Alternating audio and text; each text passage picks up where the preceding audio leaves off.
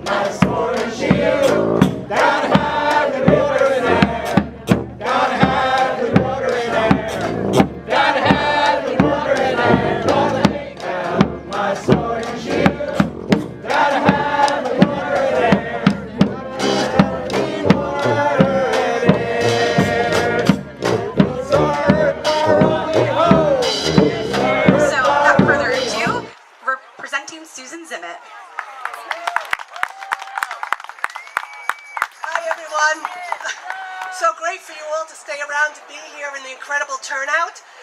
First, let's give a big, big thank you to the organizers.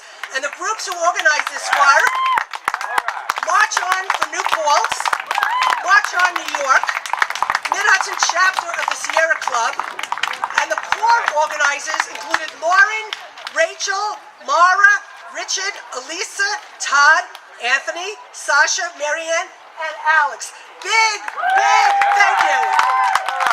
So now, let's look at climate change, women, hunger, and poverty.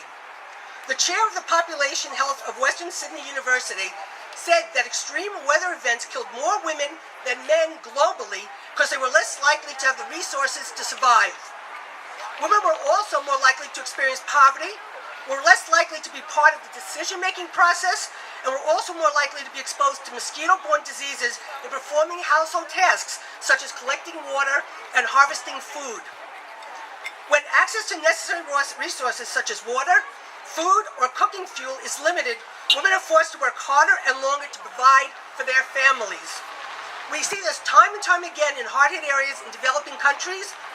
More than 2/3 of the women in labor force work in agriculture. When resources are scarce due to retreating glaciers, changes in rainfall or weather-related disaster, women's livelihoods and the survival of their families are threatened.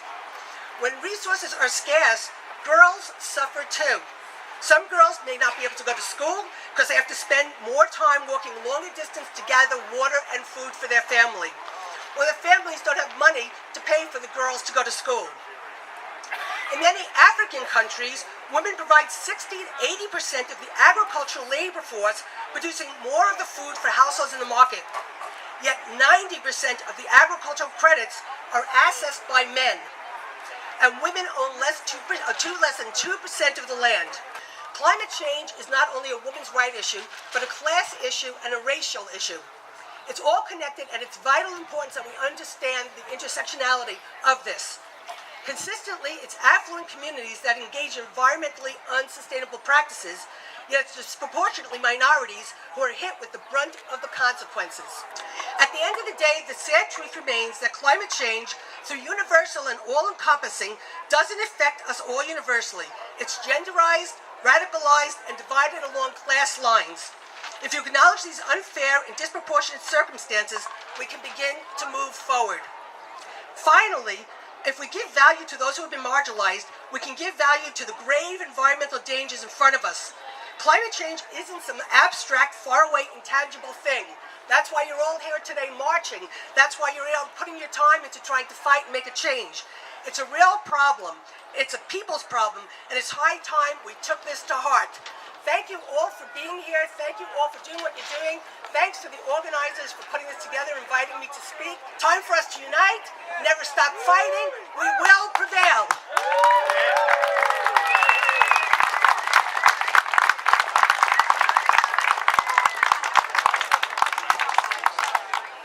Hi everyone. My name is Amina Tariq. I'm a senior at Oakwood Friends School and also a co-founder of Wapager's Climate Action Group. So Wapager's Climate Action Group is a grassroots youth-led organization founded in Wapager's Falls. We're essentially a group of students who are interested in trying to encourage our representatives to do something about climate change. And our initiatives are based on community involvement as well.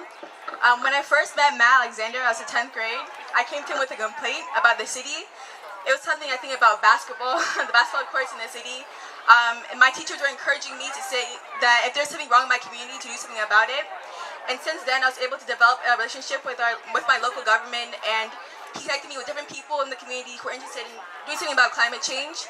And of course, Wapager's Climate Action was born from that. And I'm so happy I was able to have a representative who cared about what people in his community say and think, and who wants to get involved with the initiatives completely. I'm pretty sure Wapager's Falls is the first community in New York who has reached milestones of a 46% reduction in kilowatt-hour usage in public utilities and overall 6% reduction in energy use. The first community in New York state. So it's really incredible to think that people from my age, I'm 17 years old, all the way up to 30 or older, had made this happen. And thank you so much, Mayor Matt, and I'd like to introduce you to Mayor Wapager's Falls.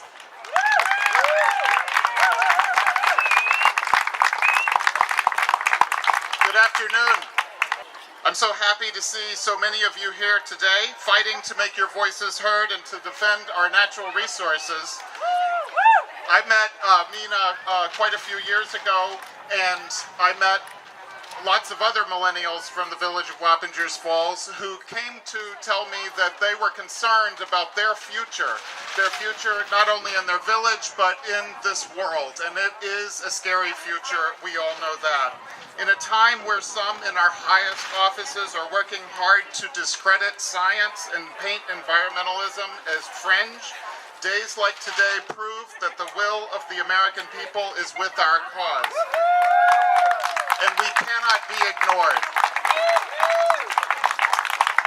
So you've heard Think Globally, Act Locally. I am the representative for Act Locally, and we've had a great time doing that in Wapager's Falls, and it has been because of our base of support through groups like the Wapager Climate Action Group, and I would like to thank them for all of their efforts today.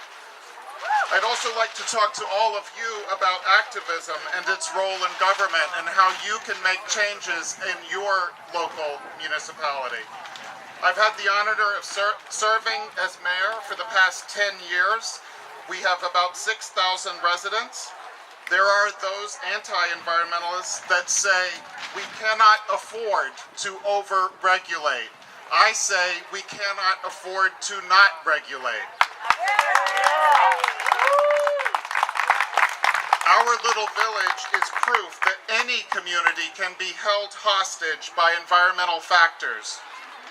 Case in point, in 2005, a contaminated industrial building that was part of a 30-year-old Superfund site caught fire in the heart of our village, causing a 75-foot-high explosion.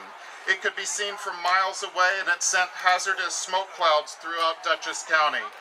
In 2006, after years of letting upstream contamination contaminate our lake, we lost our ability to provide our own drinking water. These issues cost our community hundreds of millions of dollars to remedy, all because big business was not regulated. As a working-class village of 6,000 residents of moderate means, it is impossible to afford the remediation, large swaths of contamination, and it is overly burdensome to reestablish a municipal drinking water supply. It was in this time of crisis that I learned the importance of activism. Our village hall was filled with not just the same 10 or 20 people that would show up for a comprehensive plan meeting, but when it came down to drinking water, we had hundreds of people speaking out and saying that things must change. So when you, the people, talk, government has no choice but to listen, because we are the government.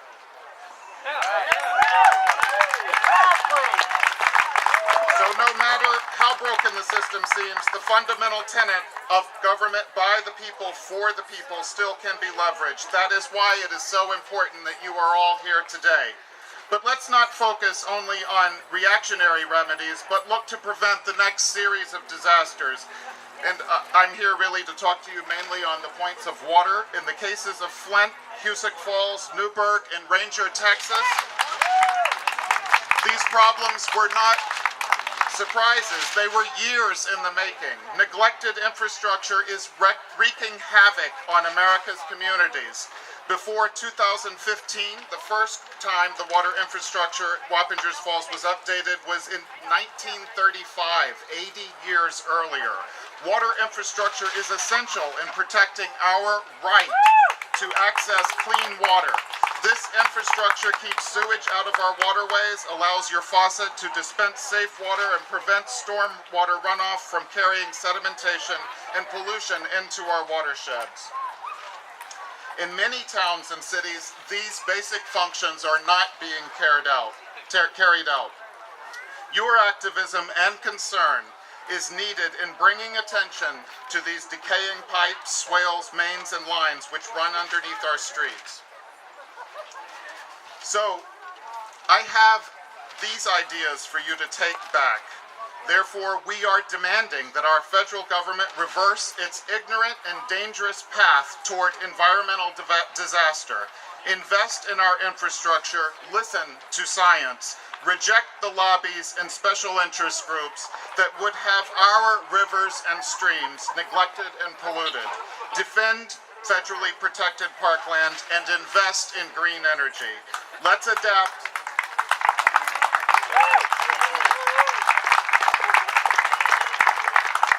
Let's adapt our water infrastructure. Impervious surfaces increase heat, dry up aquifers, and make hazardous runoff. Let's make the ground permeable again. Let's reduce water waste usage, leaks, and improve irrigation. Reuse treated wastewater for park green space, daylight streams, protect flood zones, wetlands, and stream banks. And most of all, let's protect scientists. So in the spirit of activism, I make a plea to you all. Get involved. Volunteer your time with cleanup groups. Check out the village's slate of eco-tours and volunteer missions planned for this summer if you'd like. Or check out your own village, or stop in your mayor's office and introduce yourself and tell him or her what you are concerned about and what you want to see in our government. And most importantly, be a pain in the ass. If they aren't acting in your best interest, you need to be there for all of us. Be loud and proud about what you believe in. There's no other way elected officials are going to know what the issues are that you care about. Thank you. I am proud to stand with you in your fight to save our community, our nation, and our planet.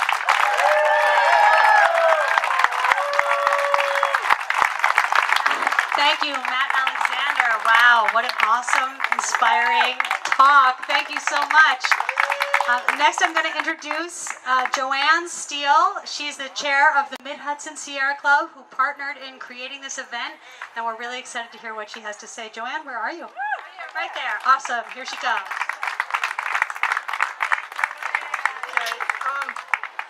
Hi, greetings from the Mid-Hudson Sierra Club, your Mid-Hudson Sierra Club. Your donations and memberships have helped your Mid-Hudson group help fund this march for people who might not otherwise have been able to, for whatever reason, to go to D.C. And thank you. There are some helpful flyers on electric cars and a short list of 100 things you could do to go greener. As you know, the climate is changing, and our sliver of time on this, our only planet, has now been called the Anthropocene. So here we are in the Anthropocene, which means that we humans have changed the Earth. We've done that by changing the climate. James Hansen, the world's leading climate scientist, said in an interview in Rolling Stone at the end of January, quote, "We have not hit the disastrous level which would knock down global economies and leave us with an ungovernable planet, but we are close." Now, we're daily urged, since we're little ones, to consume. We are daily urged to consume more and more and faster,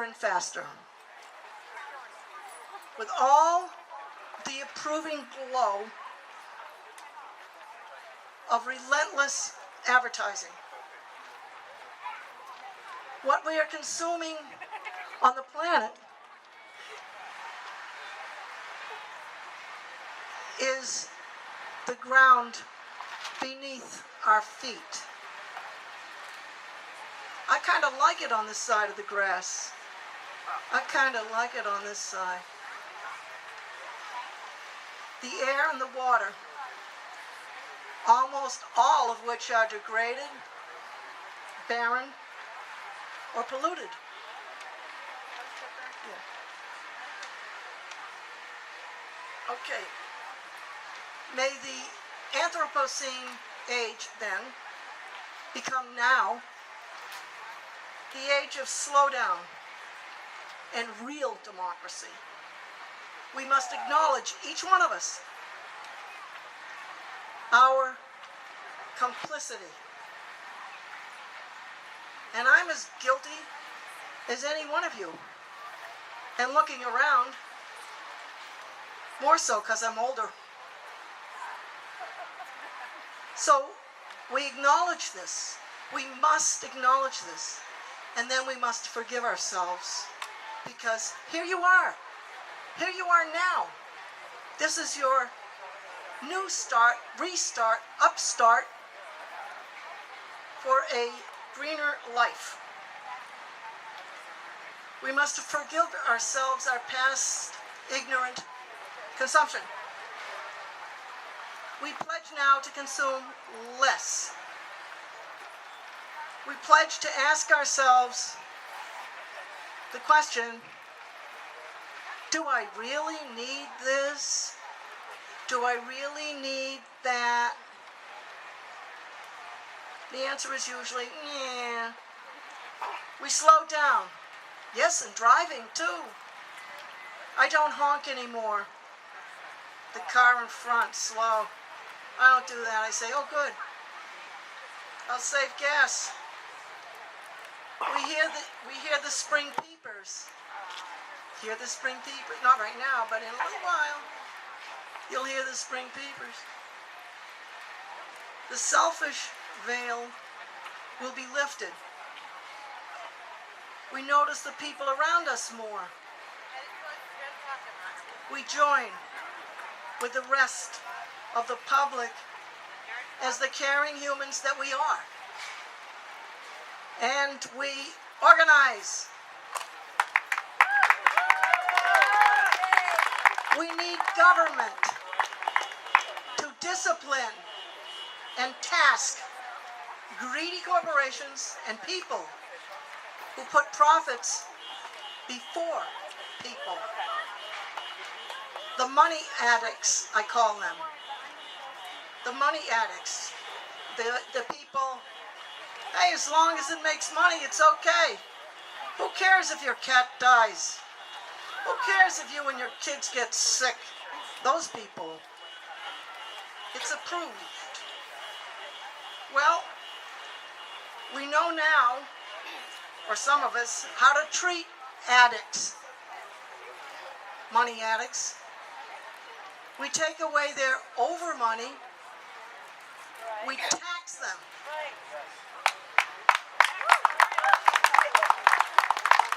We leave them enough money.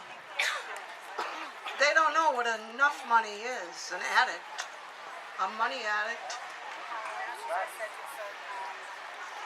our government under President Franklin Roosevelt understood.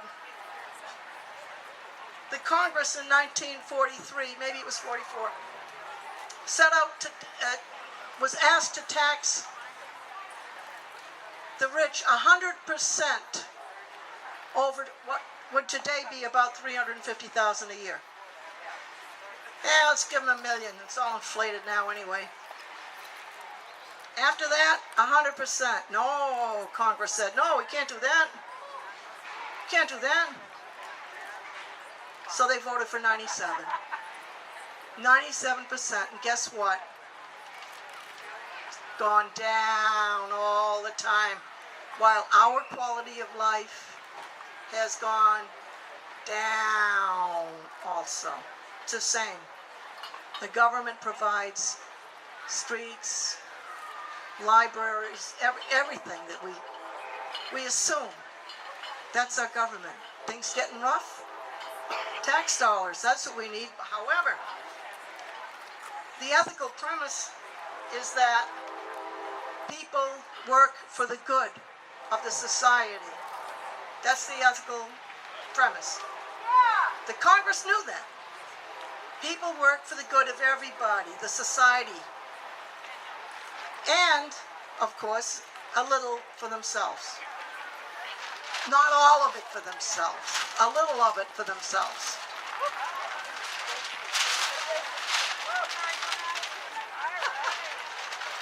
The ethical premise of the labor and the making things has not changed. However, selfishness and greed have slowly been made acceptable, desirable even. And we are also responsible for having allowed that. Our current undemocratic government is proposing to tax our billion-a-year people 15%. Yeah, it's not going to be 15%, it'll be zero. There'll be deductions. So what are we going to do? They're going to further inflate the military. You may not know, but our government has over 1,000 military bases around the earth. 1,000 military bases around the earth. And our current president wants to increase military funding. It already takes up over half our budget. But now, unlike then, we are awake. And here we are, here you are, on a just the newest leg of your life. To a good extent, we will have to strengthen our New York State laws and increase the budget of our New York State Department of Environmental Conservation, the DEC. I would like to see us change our DEC into the New York State Department of Environmental Protection. We can make that happen. Do I hear a yes? Okay. Louder, come on. That's better. All right. Now I know you mean it. We can enforce democracy. We can enforce democracy. Yes, we can. Join us. Thank you.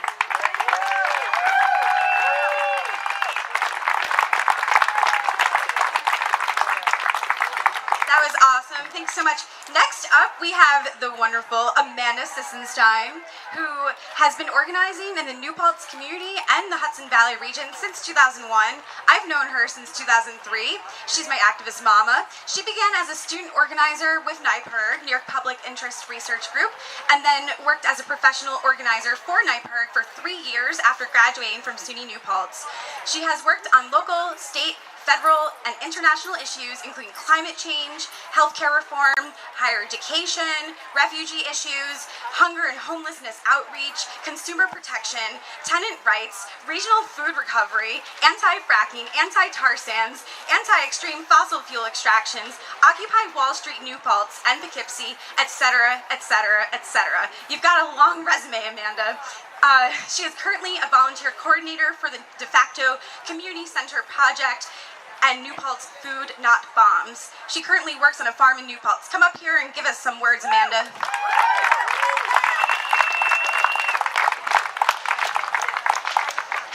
Hi, well that was like half my speech right there, so we can jump to the next second. No, it's okay. So as Alex mentioned, I work with De Facto Community Center Project and the New Paltz Food Not Bombs. There's more information about both of those down there on a table, so go check that out, and also all of the tables. She mentioned also food recovery, so with Duchess Outreach, Ulster Corps, New Paltz Reuse and Recycling Center, Family of Woodstock, and many, many other groups, Round Out, Farmers, something. All of us have been working on expanding and improving the food recovery infrastructure in the Hudson Valley. We made leaps and bounds this past winter going into this summer. So there's going to be like so much amazing food preservation that we'll have like local healthful food to be giving out during the winter, jarring things, freezing things. It's going to be awesome. Now I gotta skip this part. Thanks, Alex. No, it's okay. So let's start with a fairly recent victory, fracking. I got first involved with, in spring 2011 with Frack Action, who are just kind of getting going in New Paltz, which is very convenient for me because I can't drive. So, you know, we were pounding the pavement every day out there, doing all these things, trying to talk to people, and it was basically like throwing yourself at a brick wall every day, repeatedly. And then Occupy Wall Street happened. And all of a sudden, that wall kind of started to crumble a little bit. And so, you know, I helped co-start the Environmental Solidarity Working Group at Occupy Wall Street. We did some amazing actions, yelled at some banks. It was great. But, you know, brick by brick, we started taking that wall down and using those bricks to build one of the largest grassroots movements New York State has ever seen. And and we won. And it was amazing. But, you know, progress is not always so fast. If anybody knows what the Bigger, Better Bottle Bill is, it was actually one of my first environmental projects when I was like a scrappy little 19-year-old who was like, the world sucks, what do I do? And yes, I can say Bigger, Better Bottle Bill 5 times fast. You can have me do that later. But yeah, so it took 10 years just to get 5 cents on beer and soda. And so then it took almost another 10 years to get it just to expand to water bottles. However, though it took that long, those items are now recycled at a 60% higher rate than they ever were before, which means that those bottle islands, yes, which means hopefully I got it. So hopefully we'll start seeing less and less of those bottle islands showing up in our oceans, and I'm actually kind of surprised that there's not like a Trump Tower on one of those already. So hopefully we're going to see less of that, because we're going to see more and more of these things being recycled as we continue on with those endeavors. I think Frederick Douglass said it best, that, you know, if there is no struggle, there is no progress. Power concedes nothing without demand. It never has, and it never will.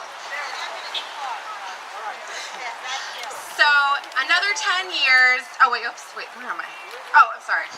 However, we don't have another 10 years, as we all know. Things are getting really, really bad, really, really fast, faster than most of the models have predicted. It took 1,200 people to be arrested to get the tar sands pipeline even just in the public dialogue. Nobody had even heard of it until this happened. And then we cut the head off that heinous beast. Unfortunately, it's starting to grow back, but there's hope. You know, I was 19 when I first heard the term global warming. Never knew what I was from the southern tier of Binghamton. You know, we didn't know anything about these things. So now, look at us. It's 15, 16 years later. I'm 35. Do the math. And look at us. Look how beautiful we all are. And this is just a tiny, tiny little fraction of what's going on today. DC, New York City, and cities and towns all over our country. Like, this is amazing. And this is not, you know, and again, just 15 years ago, barely anybody even heard, except for like scientists and environmental nerds like us, knew what global warming was. So, there is hope.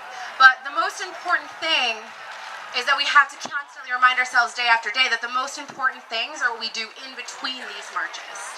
The actions, the follow-ups, the continual struggle and pounding the pavement every day. I mean, this is our celebration of what we've accomplished. We have to remember we have to keep pushing. So please stop by the tables, check out what all these amazing local groups are doing, and do whatever you can. I know a lot of you are busy, you got kids. Maybe you can start like a protest babysitters club, and everybody takes turn watching each other's kids on different actions and marches and meetings, to allow everybody to contribute just whatever they're able. I know it's tough for a lot of people, but it's so important. As Alex mentioned, this is going to be my 4th season as a farmhand, although I'm very surprisingly clean today, but not usually.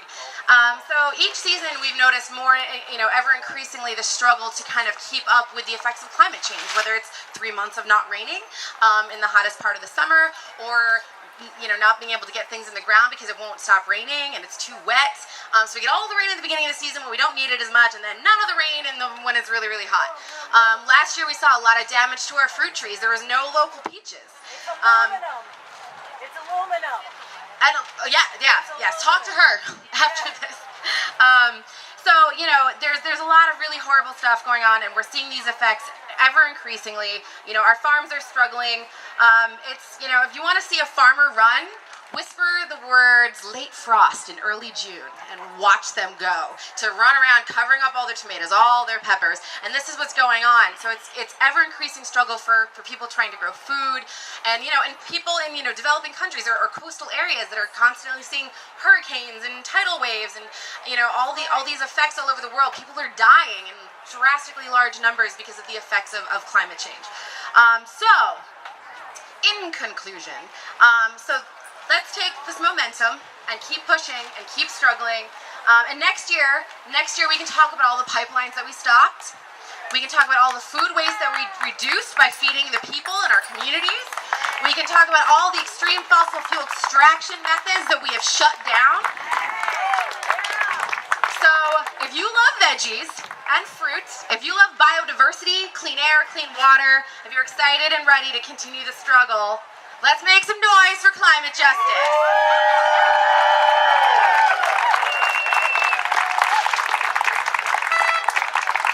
Awesome. Thank you so much, Amanda. Wow. I'm so inspired by everybody. Thank you so much. A small announcement. We have 3 sets of keys that have been found. So if you're trying to leave after this and you're missing your car keys, you can see the park staff. And then there's 1 set over at the EV vehicles. That is the Hyundai set over there. So, and 1 driver's license as well. So, if you're missing stuff, come find us. Awesome. And now, at the moment we've all been waiting for, please join us in welcoming former congressional candidate and activist attorney extraordinaire, the one and only Zephyr Teachout. Woo!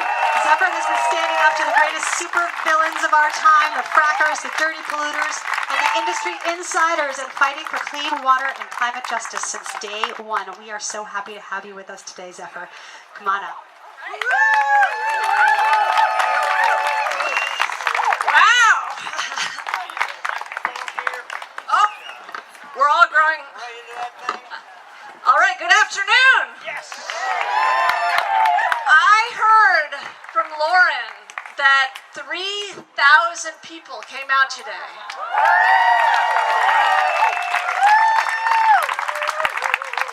That's absolutely incredible, not only because of every single one of you who came out to just take your little voice and speak to the mighty Hudson and say that we are going to stand and fight for a future that we really believe in.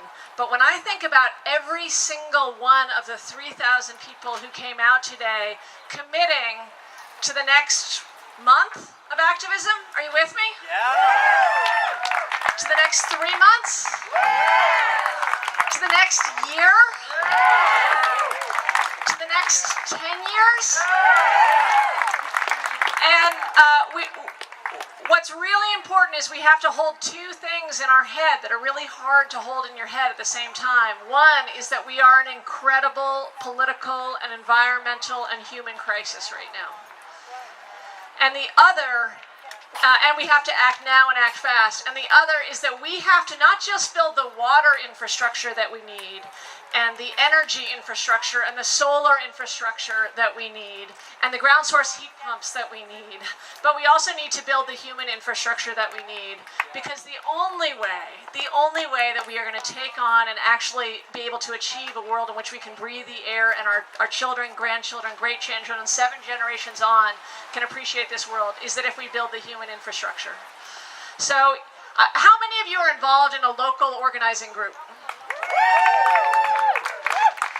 Okay, I'm an organizer, so we're going to do this, right? How many of you are not involved in a local organizing group? Okay, I grew up in Congregational church. There was the pass the peace moment in Congregational church, where you take your time to lean over and say to somebody, hello, peace be with you and also with you. So before I talk for a second, I want you to turn to the person next to you and tell them the group that you are involved in and what you're working on, and the person then comes back and tells you, so that we can make sure that you build some of those connections right here today. So just play with me for 2 minutes, okay?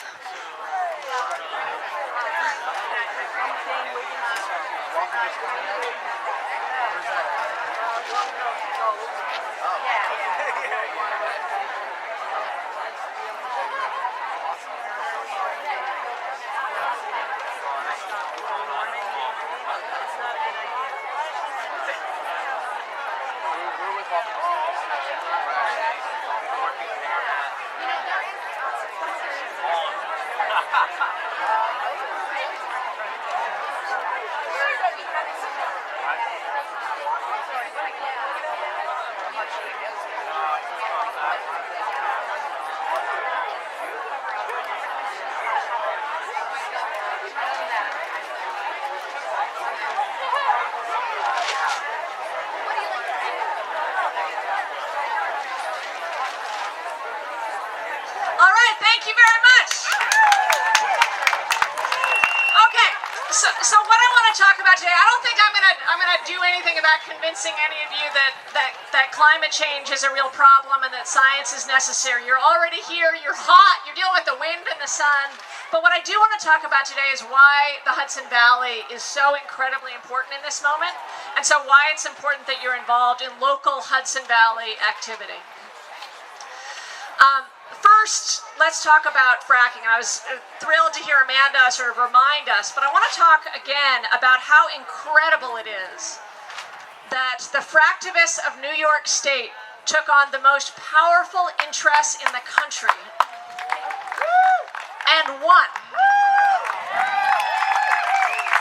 And won despite millions of dollars of lobbying money, and won despite national environmental groups being silent, and won despite not having a lot of money, for local fracking groups not having a lot of money yourself. So, like, when you're sort of working with your group, think about, and a huge part of that was in the Southern Tier, a huge part of that was in the Hudson Valley, and think about if we are going to take on big power, because I really don't see us in this moment where we're taking on, we're not just taking on Donald Trump. Look, I'm suing Donald Trump. Yeah. I'm taking him to court for violating the Emoluments Clause and taking foreign money from China while trying to negotiate Chinese trade deals. So we're going to take him on. But as scary as it is, we're not just taking on Donald Trump. And if we just think about this as taking on Donald Trump, we're missing something big. We're also taking on really some of the most powerful forces in world history, and I mean Monsanto and ExxonMobil and JP Morgan. We're talking about a new form of political organization where big companies actually become like our governors. They are trying to govern us, tell us how to live, both by the way they spend money in campaigns, by the way they spend money in lobbying, by the way they spend money influencing media, and really trying to constrain our choices and govern us. Yeah, boom. When FDR was a sitting president, he actually, and imagine that, a sitting president taking on Wall Street and saying, these are princes of power, thirsty, princes thirsty for power, trying to take over our government. And so we are taking the royalists. Yeah, we're not just taking on Donald Trump, we're fighting a double battle, both against Trump and against concentrated power. And honestly, I think one of the reasons, there are a lot of different reasons, but one of the reasons that Trump was able to touch a chord is because people wanted something to change so badly because they felt like something was so broken in terms of the power structure of our country. So if we defeat Donald Trump but don't change our power structure, we're going to have the exact same conditions that allowed for Donald Trump to win in the first place. So we really, what that means is that we actually have to understand that we're fighting this double battle, and against powerful industries, we are never going to have as much money as they are. So we can't say, let's just do what Exxon does or let's do what Monsanto does. We actually have to fight differently. It's like we're playing, if we're playing the same game, we're playing chess against them and they have 10 times as many pieces, we're just going to lose. So we actually have to play differently, and that really involves community and that involves love.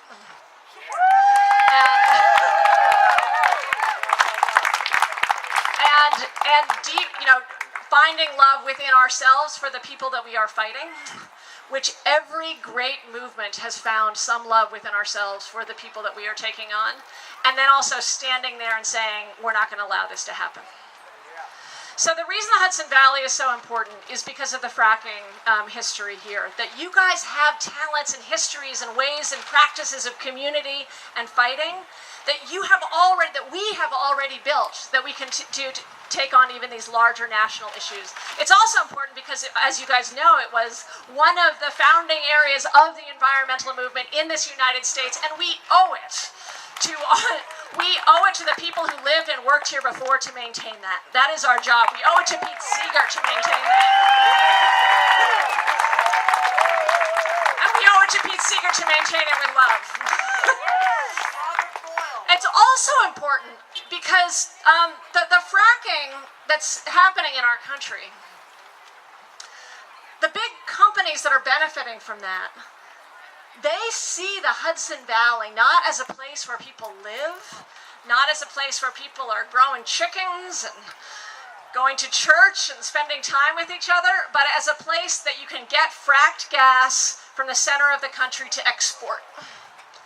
And so since 2010, we are fighting the big fossil fuel industries on the pipelines, on the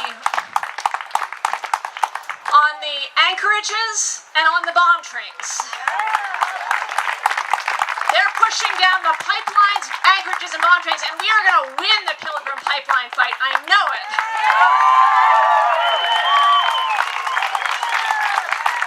And we are going to win the anchorages fight, and we've got to win the bomb trains fight. And in those fights, you are going to be working with and bringing in people who aren't necessarily thinking about their children's, grandchildren's air, but actually do care about health, because health connects us all, right? So that these fights are important for themselves, but they're also important because it's a way to build that political community that is strong enough to take on both Donald Trump and the fossil fuel industry at the same time.